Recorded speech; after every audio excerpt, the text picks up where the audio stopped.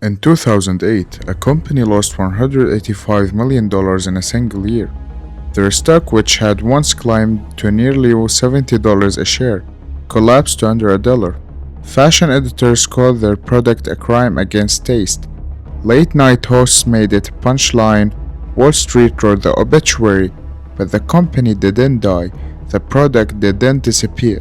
Instead, it ended up on the runway at one of the most expensive fashion shows on earth, priced at $850 a pair, selling out in minutes. And today it's worth $5 billion. This is the story of the ugliest shoe ever made and why no matter what the world threw at it, it refused to die. It starts on a boat. 2002, three friends, Scott Siemens, Lyndon Hansen and George Bodeker, are sailing through the Caribbean when one of them pulls out a prototype. It's a clog, foam, chunky, strange looking, built from a material originally designed for spa floors, not fashion floors. Nobody would call it beautiful. It doesn't try to be, but here is what it does. It doesn't slip on wet surface. It doesn't absorb odor, and it molds to the shape of your foot in a way that almost nothing else on the market can match. They take 200 bears to the Fort Lauderdale Boat Show. By the end of the weekend, every single bear is gone. Their target wasn't trendsetters or magazine editors. It was fishermen, nurses, line cooks, anyone who spends all day on their feet and just needs the pain to stop. The material, eventually trademarked as Cross-Lite, is a closed-cell resin foam. It doesn't absorb water. It barely wears down. It works word spreads, not through magazines, but through hospital hallways and restaurant kitchens. By 2006, Crocs had sold 6 million pairs. Nobody in fashion saw it coming because it wasn't a fashion story yet. Then something shifts. Crocs land in Costco, then Walmart, then every mall in America, and they don't just sell, they explode. Kids beg for every color, parents buy 3 pairs at once. A Colorado mother named Cherish Melzer invents tiny decorative charms for the holes on top. She makes them in her basement. She calls them gibbets. Crocs buys her company for $10 million. Now the clog isn't just a shoe, it's a canvas. Every pair is different, every pair says something. Then the President of the United States gets photographed at his Texas ranch in Crocs with socks. The internet reacts the only way it knows how, but the sales don't care. Heidi Klum, Al Pacino, Jack Nicholson, people who have no business wearing foam clogs are wearing foam clogs. The company goes public. The stock climbs towards $70 a share. By 2007, annual revenue hits $847 million for a shoe that half the country considered an eyesore. The people buying them weren't reading fashion blogs. They found something that worked and nothing else really mattered, but not everyone was cheering. But the world notices, and the world is not kind. A website called IHateCrocs.com attracts millions of members. Time magazine adds them to a list of 50 things the world would be better without. Fashion writers don't just dislike the shoe, they treat wearing one as a moral failure. A public announcement that you have stopped trying. Late night hosts use them as props. The jokes pile up, and the cultural verdict feels final. Crocs are what you wear when you have given up. But here is what the critics completely missed. The nurses working 12-hour shift still wearing them. The line cooks standing on a concrete for 8 straight hours still wearing them. The parents chasing toddlers at summer cookouts still wearing them. No amount of ridicule could change how their feet felt at the end of the day. That stubborn, quiet loyalty right there is the entire story. They just didn't know it yet. Then 2008 arrives, and everything breaks at once. The financial crisis tears through American consumer spending, and the Crocs, which had been running at full speed, is caught completely overextended. In the rush to grow, they had expanded into 90 different product styles. They had opened expensive standalone retail stores, built a supply chain that needed constant, aggressive demand just to stay alive.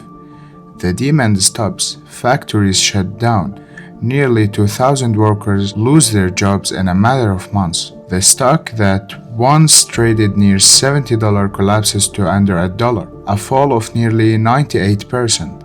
In a single year, 2008, Crocs reports a net loss of $185 million.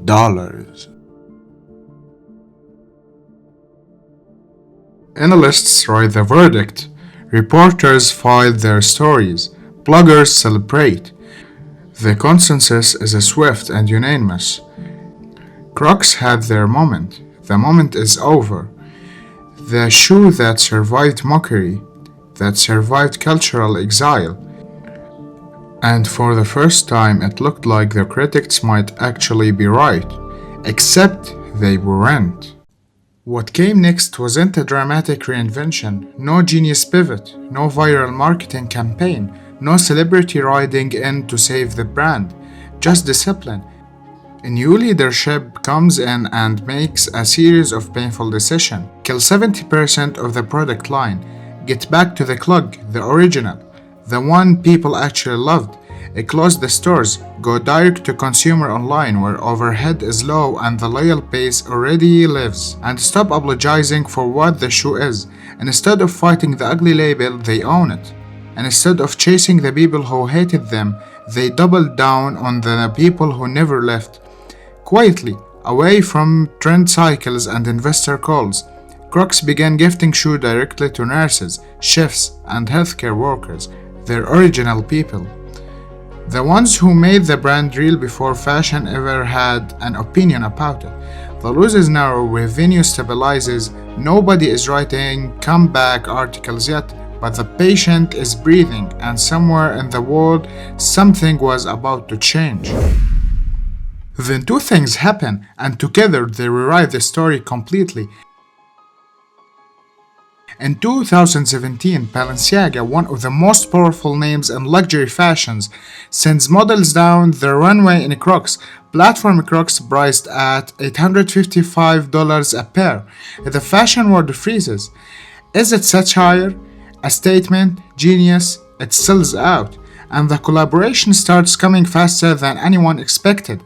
Post Malone, Bad Bunny, Justin Bieber, Nicki Minaj. Every limited drop sells out in minutes. Resellers flip pairs at 2 and 3 times retail. Sneaker culture, the most image-obsessed corner of fashion, is lining up for foam clogs. The same fashion world that once declared Crocs dead is now desperately trying to be associated with them, because something had shifted in culture.